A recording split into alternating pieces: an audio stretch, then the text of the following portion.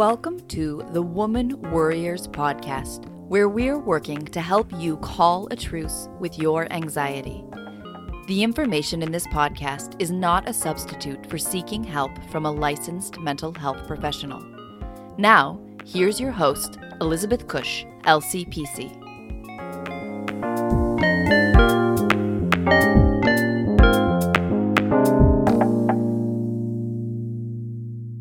Welcome back to the Woman Worriers podcast. I don't know about you, but sometimes I don't trust my intuition. Sometimes, although I feel as if I know what I want, it's hard for me there are parts of me that create self-doubt, maybe are a little critical, that just show up around intuition where I want to know more about it. I want to know how we can learn to trust our intuition and use it to help guide us, whether it's in business, family life, personal life, home, whatever it might be for you. So today, my guest is Lee Chaix McDonough. She's a business coach, therapist, author, and host of the Work Your Inner Wisdom podcast. After over 15 years as a social worker and psychotherapist, Lee founded Caravel Coaching to support entrepreneurs seeking to leverage their intuition as they grow profitable businesses and fulfilling lives. Her book, Act on Your Business, Braving the Storms of Entrepreneurship and Creating Success Through Meaning, Mindset, and Mindfulness, was a #1 Amazon new release in business entrepreneurship. Lee lives in North Carolina with her husband, 2 sons, and her pug, Phineas. We're going to talk with Lee about intuition, why it's important, and how we can learn to trust our intuition. And now here's my conversation with Lee. Hi, Lee. Welcome back to the Woman Worriers podcast. Thank you so much. I am just thrilled to be back. I'm so excited. It's funny because Lee and I were talking before I began the official recording, and we were saying that it's been over a year since our first conversation on the podcast, and that so much has shifted for both of us. Like, you were probably one of my first, I don't know if you might have even been my first guest. I don't remember. I wish I'd looked, but a lot has changed and a lot has been moving forward for both of us.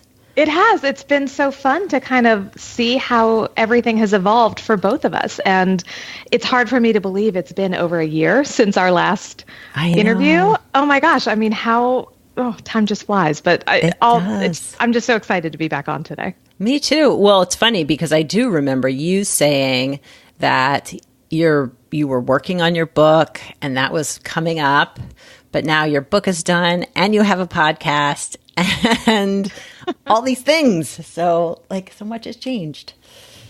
Yeah. And it's funny. Some of the things that are going on right now, I mentioned before, it's had you told me a year, 18 months ago, I would be doing what I'm doing now, I don't think I would have believed you. And yet when I look back at how it's unfolded, it seems almost inevitable. Yeah. And it's just such a great place to be right now, to feel like, all right, I'm doing what I am here to do on this earth. It's a really rewarding experience. That's so awesome. That is so awesome. And I would imagine, since we're going to be talking about intuition today, that intuition probably played a part in this growth and movement and shift for you. It did. And interestingly, my intuition had always been present throughout my journey of entrepreneurship and starting my coaching business.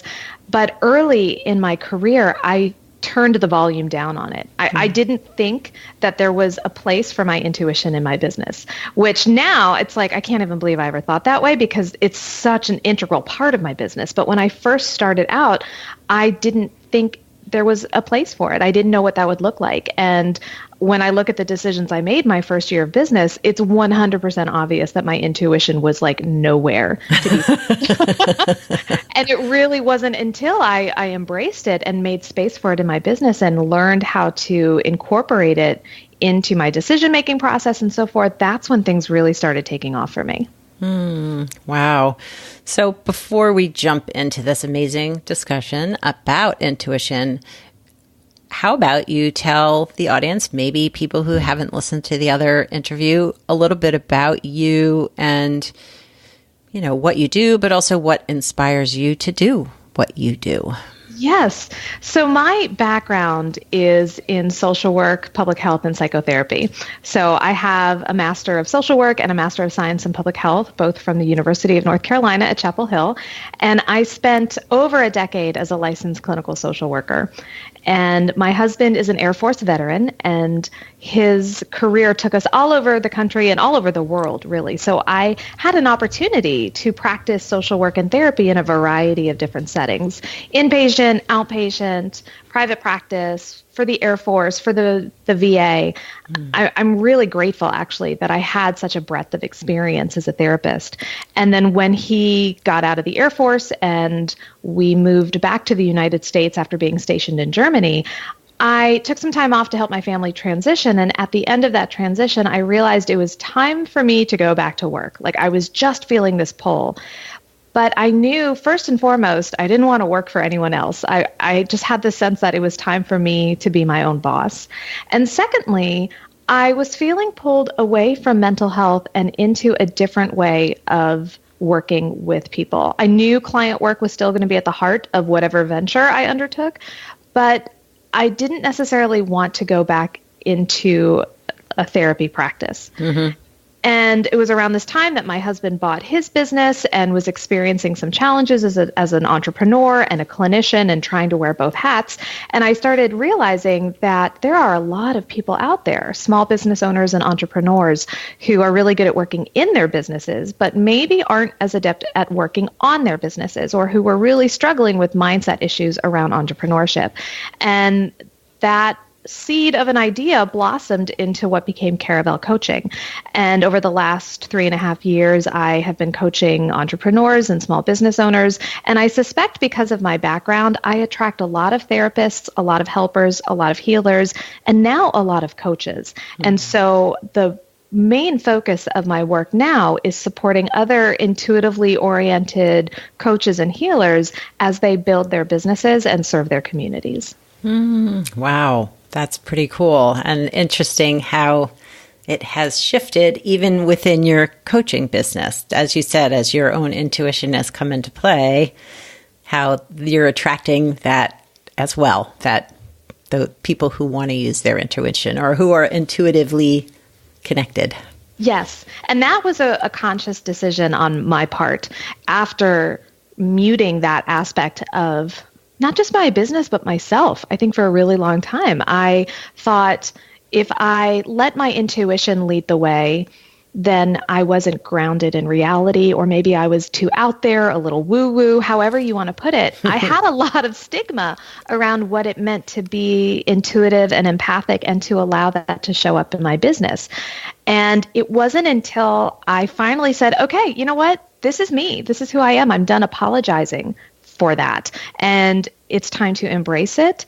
As soon as I gave myself permission to do so, then the floodgates opened and all of these other people out there started raising their hands and saying, me too. You're describing me. That's me. I want to find a place for myself in my business and in this world where I can honor my intuition, where I can step into my power as a business owner, as a woman, as a person, and claim that space. And so interestingly, the very thing that I tried to quell in myself, that's what gave me my power. Yeah. Well, I think I say this almost every episode of this podcast, is that it seems to me that the people who sort of go through whatever it is, the struggle, the challenge, the learning about self, when they get to that place where oh, right, this has sort of shaped me, this is important in my life, that they're the ones who share that information the best, right? So whether it's you experienced trauma, so now you're this amazing trauma therapist, or you've recognized as a coach, intuition's really, really important. So of course, you'd be a great person to talk about that, but also make that happen for others. Yeah, I think when we can translate our personal experience into expertise and then allow that to inform our practice with others, then it comes from a place of authentic service where we really are walking the talk. This is not something we've read or that we're trying to apply. I mean, we have lived it.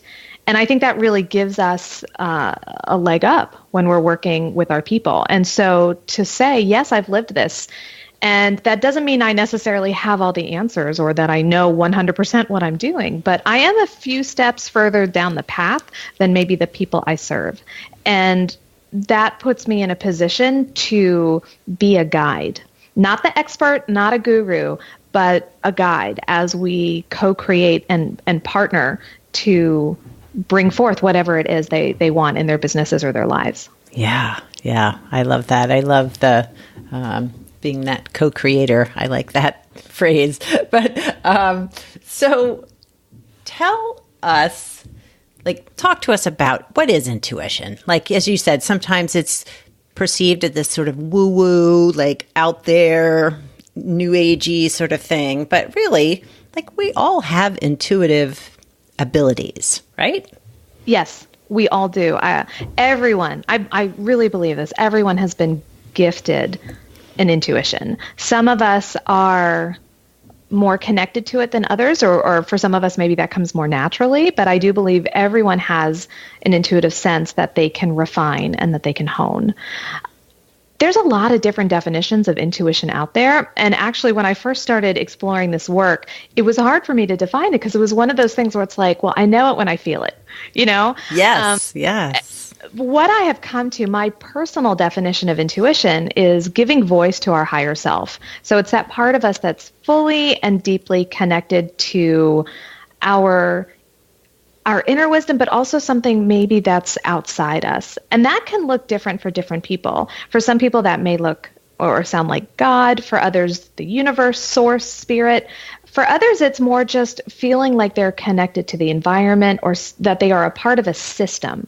And so for me, I don't get caught up in what that exterior component is.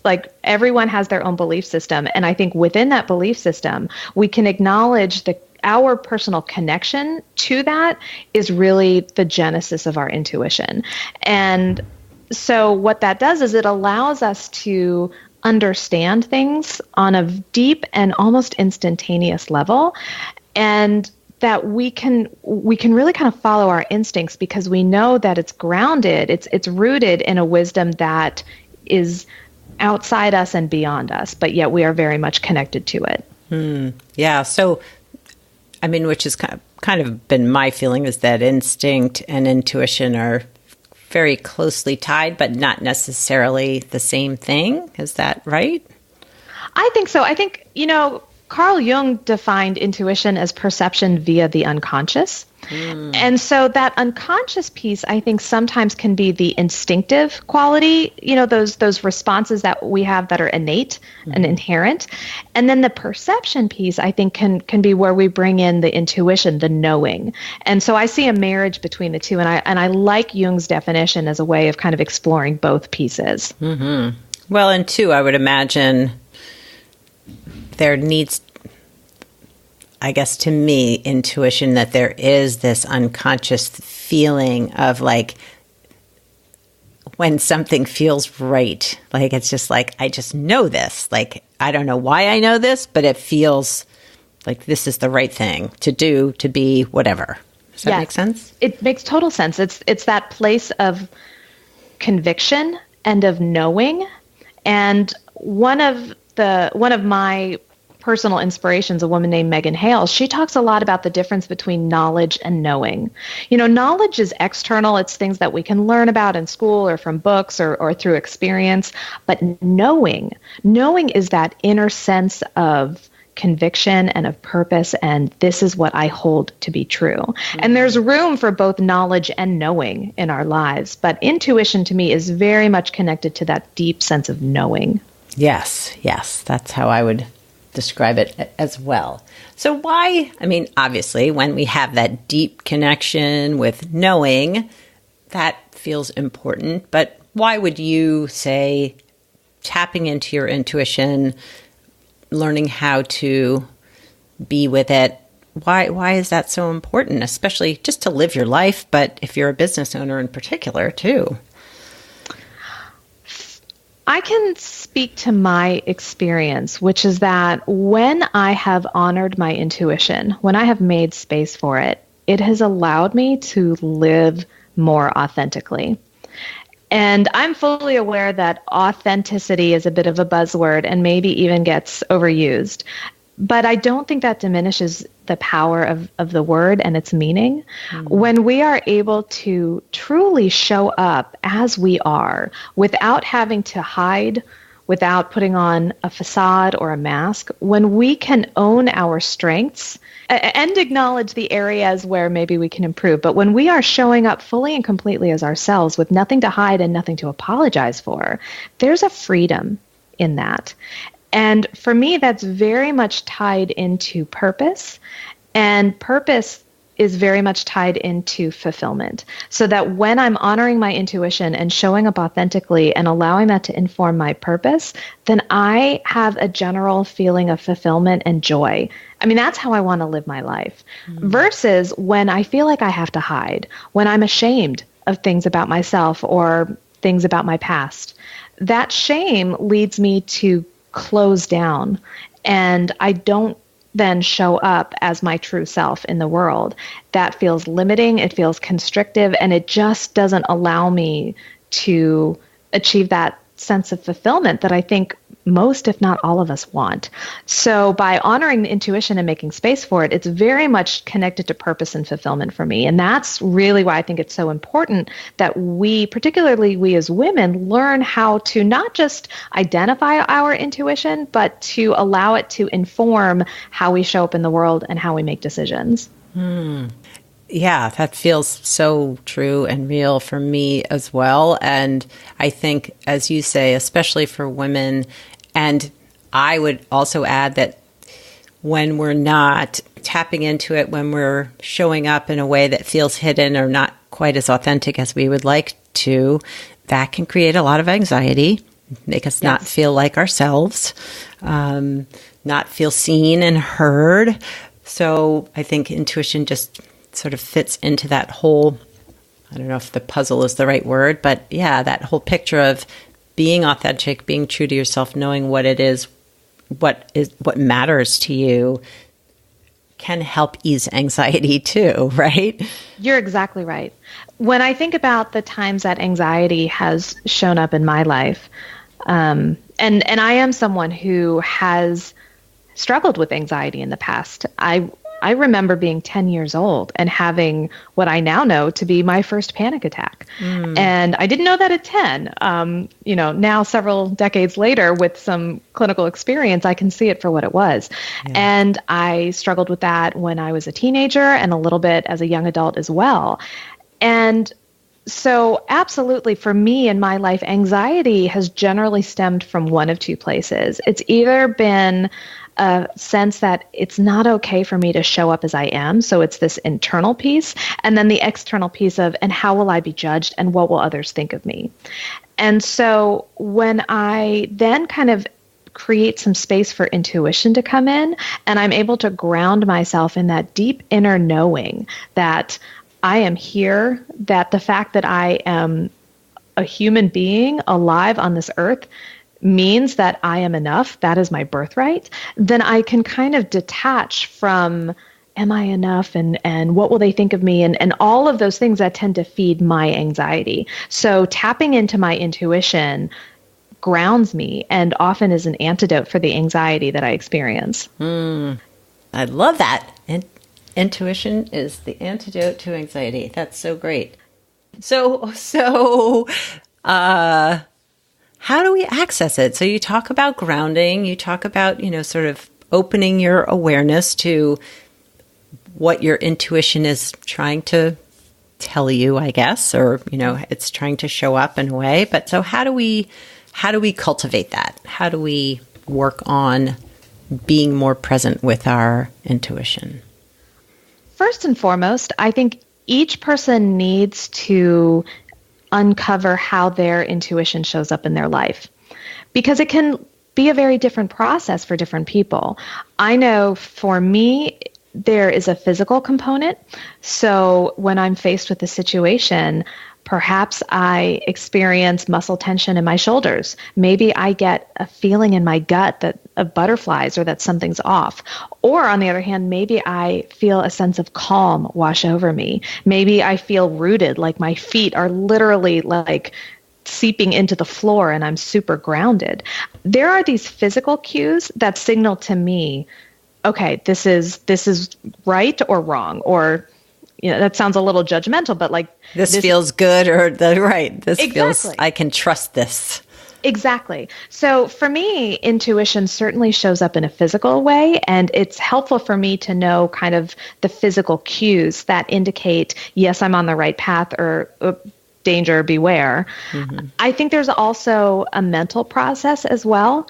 Oftentimes when I am sitting in meditation and I've given myself time to quiet the monkey mind and, gotten into a state of deeper awareness and openness, when I pose a question, and a lot of times it's simply, what do I need to know today? Or what is this experience trying to teach me? I'll get a message back. And certainly it's within my mind. It's my mind generating the message, but I also know that message is coming from something beyond the mind. That's where my intuition is speaking. And so I've learned how to find that voice and to trust that voice is my intuition. And initially it was always a question of, well, am I making it up? Am I just telling myself what I want myself to hear? Like, how do I know if it's my intuition, And then I realized, well, does it matter?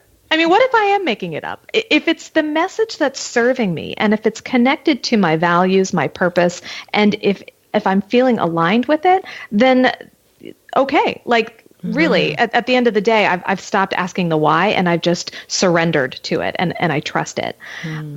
Yeah.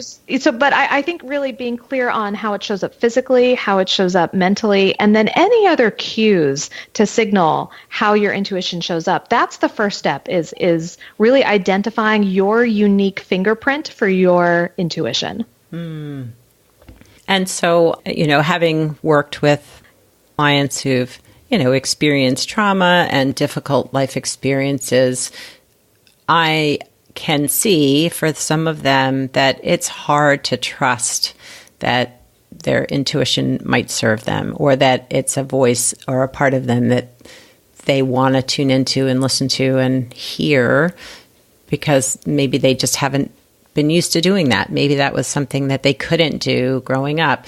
Are there other things that might block intuition for people, or prevent them from feeling more connected to it?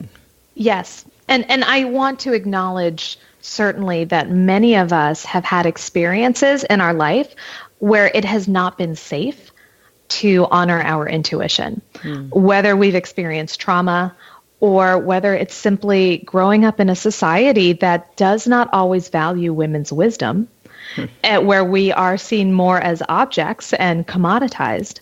Yeah.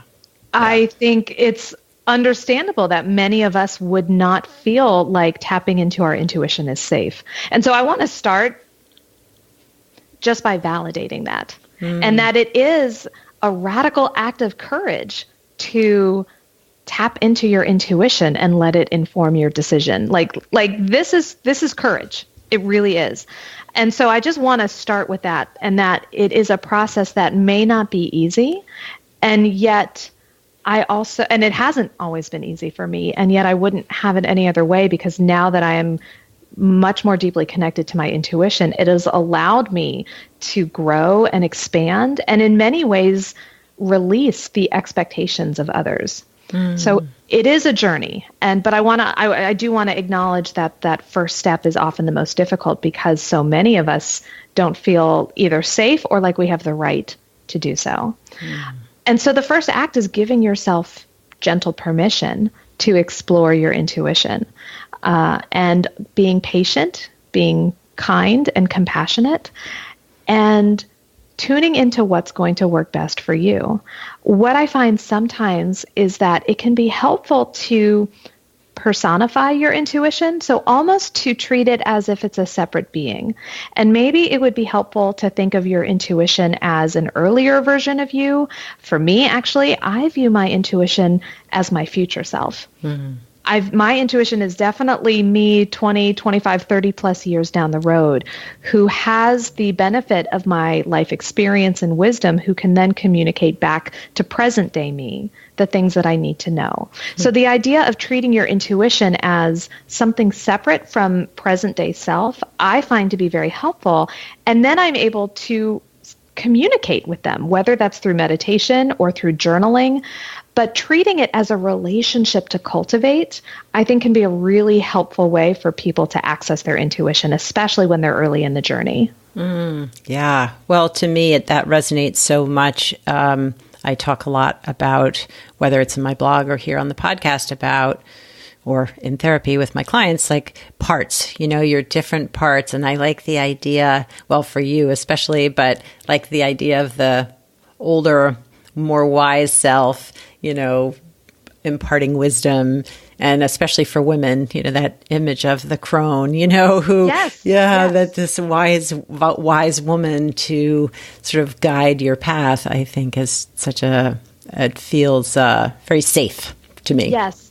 Biz, I resonate with that so much because this past year I turned 40, which was kind of, that's a monumental birthday for many of us. Well, and tomorrow is going to be my 59th birthday. Crazy, Whoa. Right? Well, happy early birthday. Congratulations. Crazy. But anyhow, yes, go ahead. Oh, that's wonderful.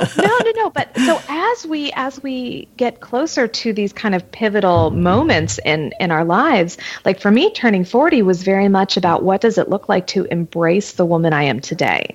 And maybe, when we think about kind of the trinity of the maiden and the mother and the crone, for me, it was a gentle release of the maiden, understanding that is no longer the period of life that I'm in now. And of course, there's going to be some grieving and some mourning that comes with that. But I can also look back at how that maiden has served me and how she has allowed me to step into the woman that I am now. And so I kind of embrace, and I am a mother, I do have children, but I also view mother more as kind of this creative force, this creative entity. So regardless of whether one has children or not, they can still embody this mother archetype of creating and bringing new life into the world, whether that's through art or business or whatever that looks like. And then I think about, but if I'm going to make space for all three, I also have to recognize how the crone shows up in my life as well. And for me, that's very much about connecting the crone to intuition and how my future self can serve my present day self. Here's where I get a little woo, like, totally. But like, this I love the woo. Yeah. I do too. Well, there's such power there. Yeah. And I think too, and I realized also that I'm talking about maiden, mother, crone, very traditionally feminine archetypes, but I don't mean it to say it's only for women. I think everyone can benefit from embracing this energy, regardless of how we identify. Yes, I would agree. I would absolutely agree, because it's less about being a woman than about I don't know what I was going to say, but like the energy, the feelings, the space in your life of where you are. Exactly. Yeah. So you and I had sort of gone back and forth via email about, what are we going to talk about? What are some of the topics? And you had mentioned that this concept of discernment and how that might fit into this discussion of intuition. And so to me, this feels like sort of a more practical application of intuition, but maybe I'm wrong. No, I think you're exactly right. Okay. And I have a framework that I use for making decisions. And one component of that framework is discernment. And for me, when I think about discernment, it is figuring out how to take that inner wisdom, that knowing that we talked about before, and allow it to have a seat at the table with data and with external kind of environmental factors, because those play a role in our decision-making process as well. And so I think it's important to find a balance between the internal knowing and the external knowledge. And when we're able to do that, when we're able to take both and bring them together and allow both aspects to inform our decision-making process, that's discernment. So we can figure out what cues we need to pay attention to, what data needs to inform our decisions. And it's really the marriage of the two that embodies discernment for me. Mm. And so if you could provide an example of what that might look like for someone, I don't know, deciding whether this job was going to be the right fit for them, or I don't know, whatever example you might think, like that would help somebody better understand the concept. I think that's a great example. So let's play that out. Someone trying to figure out whether a job is right for them. Let's say it's a job that they have and they're kind of questioning, like, do I stay or do I go? Mm-hmm. So when you check in with your intuition, your knowing is going to be really clear about whether this is the right job for you or not. You know, if that pit in your stomach is saying, you know, this job is not aligned with your values, or you are being put in compromising positions in this job. If your intuition is telling you it's time to move on, well, that's all fine and good, but there's still the real world piece of, but how do I do this? And what do I need to take care of? And how can I be strategic about leaving this job? How do I know when it's the right moment? So we can honor that perhaps our intuition is saying this is no longer the job for you. But then we can look at the external factors, which is, okay, so what needs to be in place for me to leave? How, you know, do I need to start polishing up the resume and looking for another job? Do I need to make sure that I have enough funds in my savings account so that if I have to go through a period of time of unemployment, I can at least pay my bills? Who can I talk to about this? Who's a safe person for me to kind of bring into my inner circle? So we've got all of these kind of external relationship and environmental factors that need to be considered alongside of this drive of this is no longer the right job for me. Mm. And so I believe that there's a way to honor both. You know, your intuition may be saying, you know, you need to leave. In terms of timing, in terms of strategy, that's where the external data can come in and help us create an action plan so that we can honor our intuition in a way that's going to serve us in the long run. Ah, very nice. Yeah. So it's really, yes, you're recognizing this isn't working for me. Now, how do I get from this place of knowing to this place of doing? Yeah, and for me, it's helpful to start with the intuition, because in that case, had I started with the external data, I might have said, you know what, I don't have enough money in savings and I don't think there's any jobs out there and all sorts of reasons why I should stay. And so the external data may have pointed me towards staying in that job, and then maybe I would have. But by starting with the intuition, I know, no, the right decision for me is to leave. So it's not a matter of if, it's a matter of when. And then I can look at the external data, and it's not telling me don't leave. It's telling me, well, all right, if you're going to leave, here's what you need to do. Mm-hmm. Yeah. So it's doing it with intentionality and planning and, looking forward to what your end goal is and how to get you there. Exactly. Yeah, that's awesome. And I think, too, I want to point out that discernment can be used not just for difficult decisions either. Right now, I am building out a new program called Coach with Clarity, and it's going to be very much interactive and working with coaches. Like, I'm really excited about it. But I was really struggling at first with how to structure it.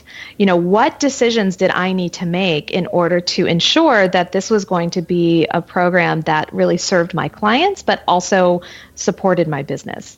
And the discernment process came in terms of, okay, so what feels right to me? What do I enjoy doing? What kind of work fulfills me as a coach? But then also, how can I pay attention to what my clients want? What has worked for them in the past? What data they're giving me about, I get this, but I don't get that. And then it becomes a marriage of my needs and my knowing with what my clients want as well. And so figuring out how to merge those two for me was also discernment in action. So certainly discernment can help us when we're making difficult or complicated decisions, but it can also help us when we are ready to grow, when we're ready to expand, and when we're ready to try new things. Yes. Well, that brings me back to our conversation that we had offline, that like branding, like figuring out how you want your business to evolve or change, like the intuition piece can be that beginning part of recognizing what feels good to you in terms of what feels right as far as the direction that you want to take. As far does that make sense? It makes total no. I'm following. I think it makes total sense, and I think what you're describing too is that what intuition can offer us is a new lens through which to view our life, because then everything becomes an opportunity. Even challenges, even difficulties, even this whole, do I leave my job or not? Like, intuition allows us to really view that as an opening door, and just provides us with access to more opportunities. And it's a whole different way of viewing challenges, unexpected outcomes, and also pleasurable events too. It's just room for more opportunity. It's just room for growth. I've really enjoyed this conversation. It just feels so, for whatever reason, for me right now, it's just resonating a whole lot, I guess, because I am sort of in this sort of shifting mindset of like, what's next for me and my business. But I would love also to hear about your podcast, which, I mean, you have intuition right in the title of your podcast, don't you? I pretty much, yeah. So I am the host of the Work Your Inner Wisdom podcast. So yes, intuition. Right. Yeah, it's all the same thing. And really, I started the podcast because I was interested in exploring the intersection between the spiritual and the practical in business and in life.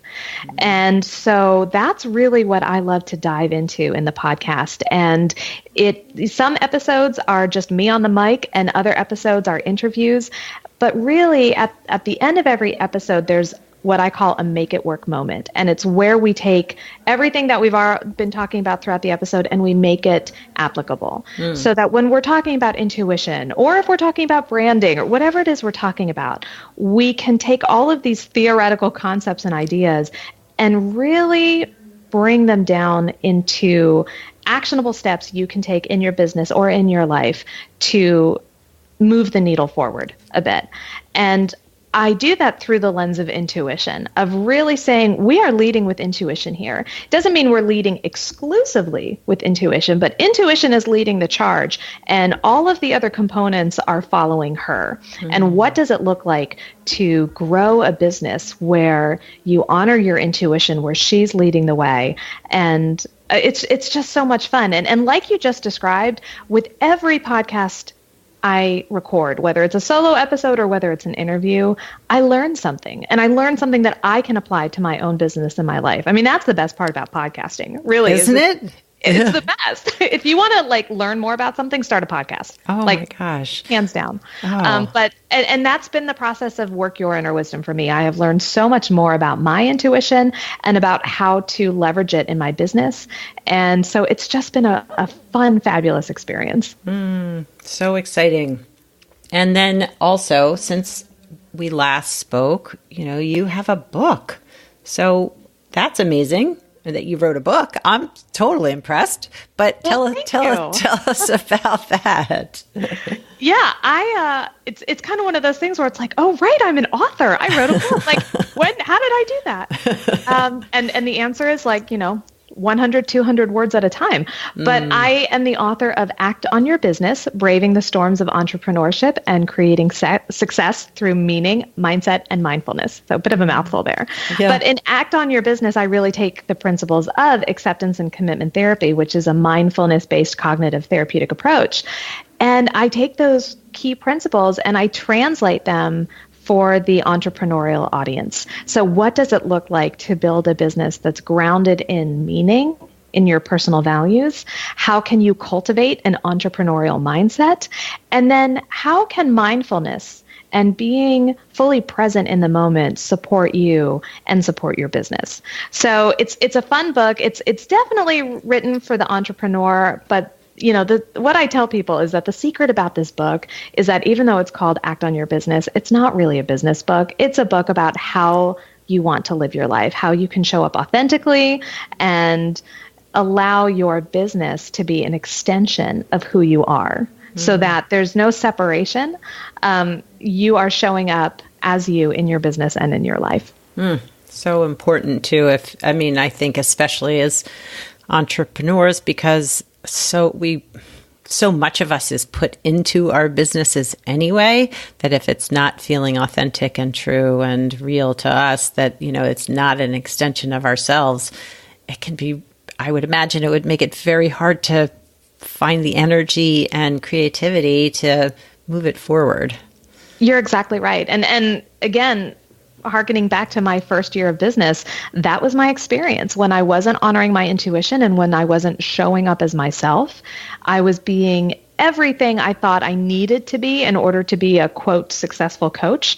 And that meant silencing my intuition and the parts of me that make me me. And it was exhausting and draining. And a year into my business, I was like, why am I even doing this? And I had the thought, I could be miserable at a job or I could be miserable in my own business. I don't want either. What would it look like to actually approach my business with some joy? And that's when everything shifted for me. What a concept, right? What a concept. Amazing. Yeah, that's so great. I love that. Well, Lee, I have very, very much enjoyed our conversation today, and so fun to touch back in with you more than a year later than, from where we were before.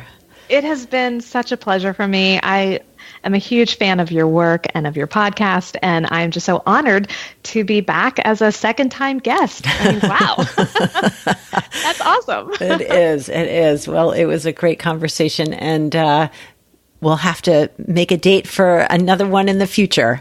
Yes, please. I would love that. Awesome. Thanks, Lee. Thanks, Biz. Wow, that was a really fun conversation with Lee. I hope you all enjoyed it too. I thought her insight and her own intuition, being able to explain that to us in a way that felt very real, although I love the woo-woo part of it too. Just the importance of intuition, but also why for some of us it might be hard to trust or tune into that. So I hope you'll check out her podcast. I will provide links in the show notes to all of her stuff, her book, her podcast, her coaching site, and I hope you'll check her out. And we will definitely have to have another conversation with her down the road to see where both of us are going with all of this journeying in new directions. So I felt a little uncomfortable to share that I will be turning 59 tomorrow, which when this podcast airs, I'll already be 59. But that's the truth of it. I am approaching 60, and although there are days that I feel like I'm a teenager or days that I feel like I'm still 30, I'm going to be 59, which to me is a milestone and feels pretty important. So I'm celebrating me tomorrow, celebrating me this weekend. I hope you all will celebrate yourselves and tune into your intuition to guide you with your purpose and joy and finding meaning in your life. Have a wonderful week. Ciao for now from this Woman Worrier.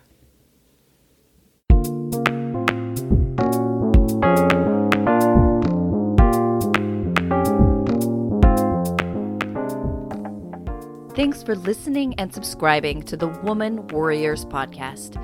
Music was written and performed by Andy Cush. If you'd like more information on this episode, you can find the show notes, the resources shared today, and links to the guests' profiles at womanworriers.com.